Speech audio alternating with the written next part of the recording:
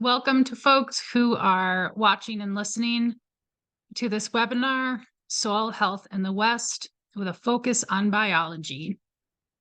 Today's webinar is part of a larger package of deliverables created by the Women Food and Agriculture Network with contributing partners under a Western SERI grant. Today's slides and webinar cover some fundamental soil biology aspects that are pertinent for growers in the West. We're going to take a look at how growers have influence on soil health in terms of helping to foster soil biology. And then we will jump into some ways that growers in the West can build soil. But backing up, it's important to understand that soil texture is determined by parent material and epochs of mineralization processes. Soil texture is quite resistant to change and almost impossible to change in the lifetime of a grower. The three soil textures include sand, silt, and clay. And of course, in many areas in the West, there are high clay content soils, though this is not prescriptive across all growing regions in the West. However, growers do have the ability to manipulate soil biology. And that is why soil biology matters so much to growers in the West.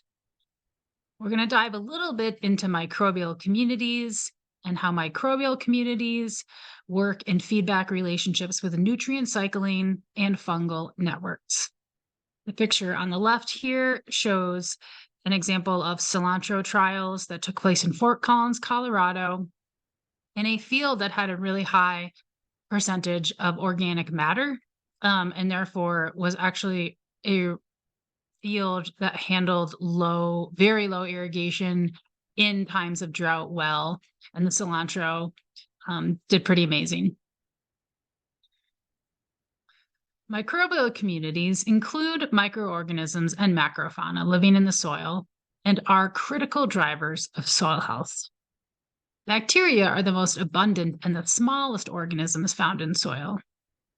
Bacteria play an important role in building soil health as decomposers, disease suppressors, and nutrient cyclers.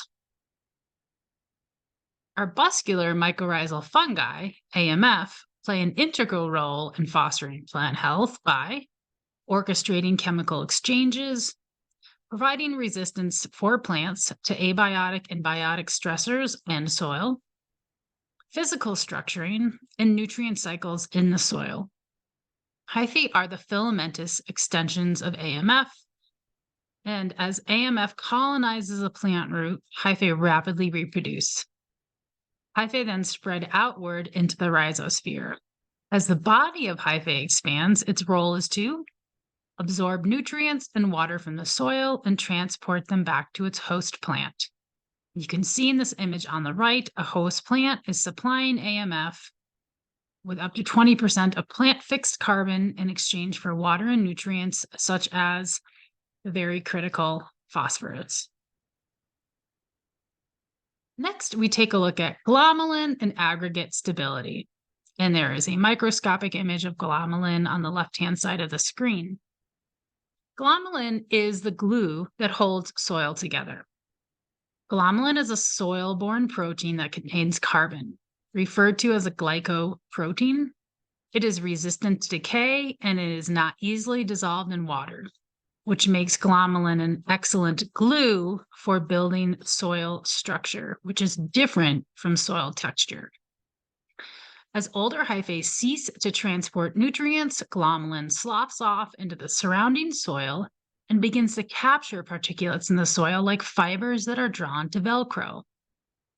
Glomalin, therefore, is a sticky adhesive-like substance, and in gluing soil particulates together, sand, clay, organic matter, glomalin is forming the soil aggregates that create soil structure that is resistant to things like erosion and heavy water events. So we ask ourselves, what's an important ingredient so that we are building soil to support healthy soil biology that builds aggregate stability, and soil organic matter is one of those ingredients. So, SOM is also a abbreviation used to describe soil organic matter. SOM supplies food for the soil organisms that are responsible for unlocking nutrients, building soil aggregates, and increasing water infiltration, which is a really important variable for producers to keep their eye on here in drought heavy West. And this picture to the left shows oats and field peas germinating for a fall cover crop stand. A little more about organic matter.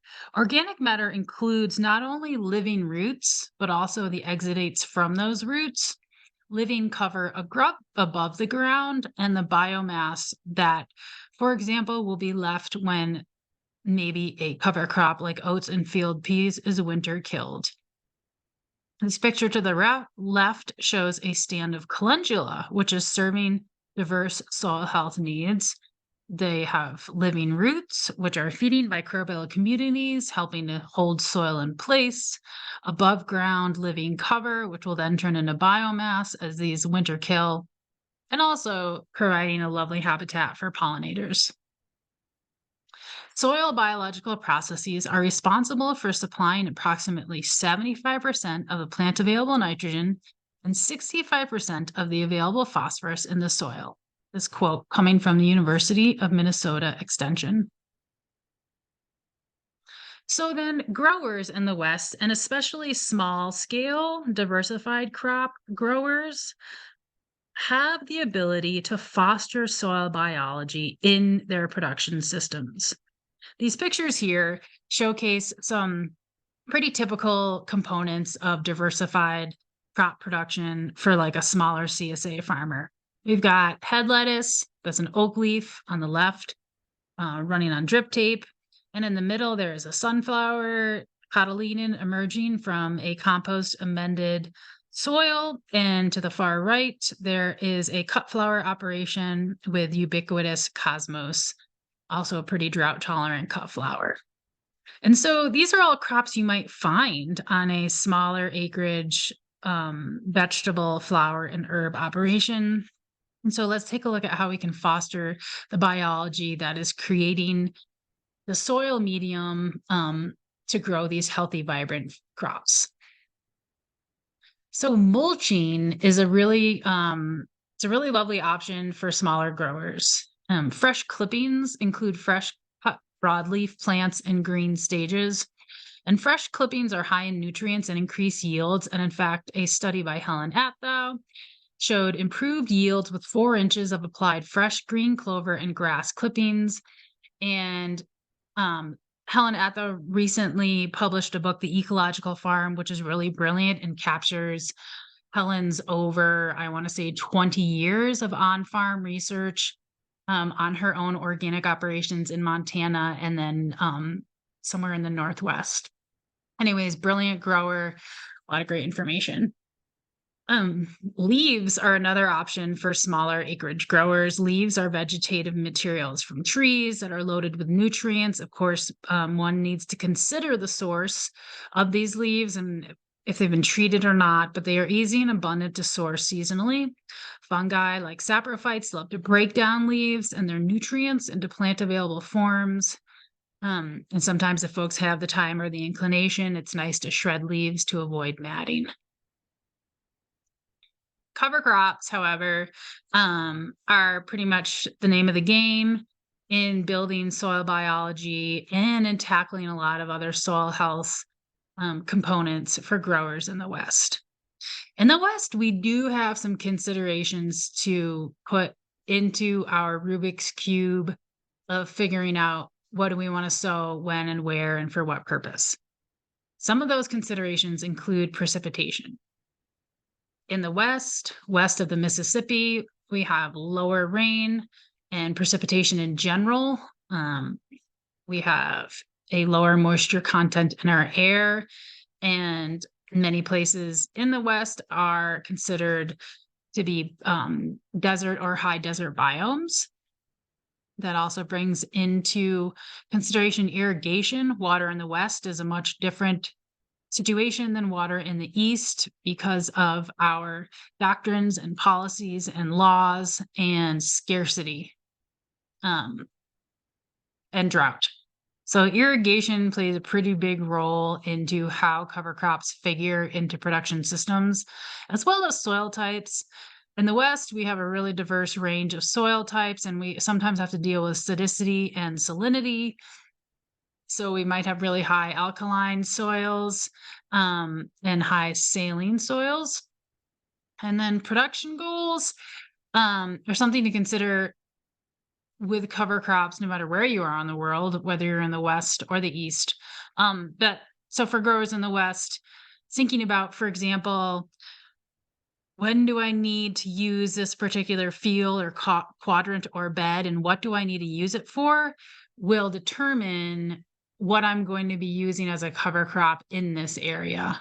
Because of course, annuals and perennials are going to interact differently with what your plans are for crop production and your soil health needs and irrigation.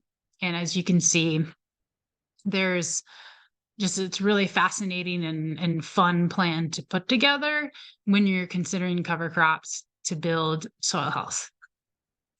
Pictured here is our oats, Avena sativa, one of my personal favorite cover crops because of its ability to build biomass very quickly. Oats build biomass very quickly, germinate like a charm in colder weather, and are relatively drought tolerant once established.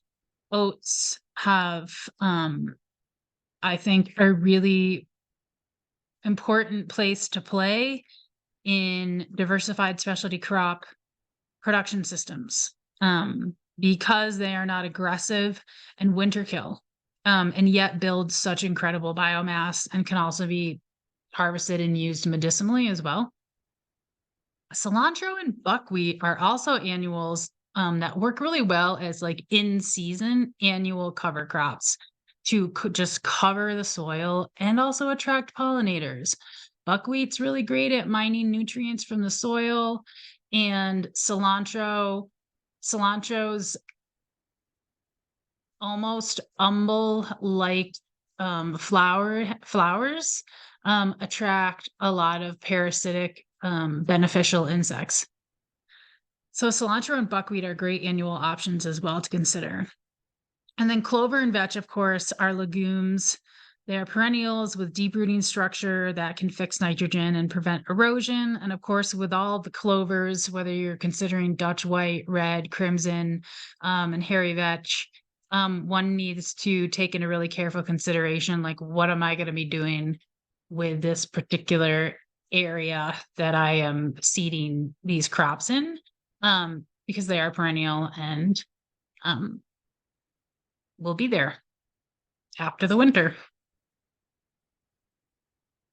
So in conclusion, soil biology is a combination of diverse processes and communities in relationship with each other. Producers in the West are capable of fostering soil biology that can build healthy balances of soil nutrients and soil structure through management decisions. And organic matter drives healthy soil ecology, which in turn creates healthy food crops. And we really want our farmers to have healthy operations so that they can have healthy lives themselves. And references are available as well. Thank you so much.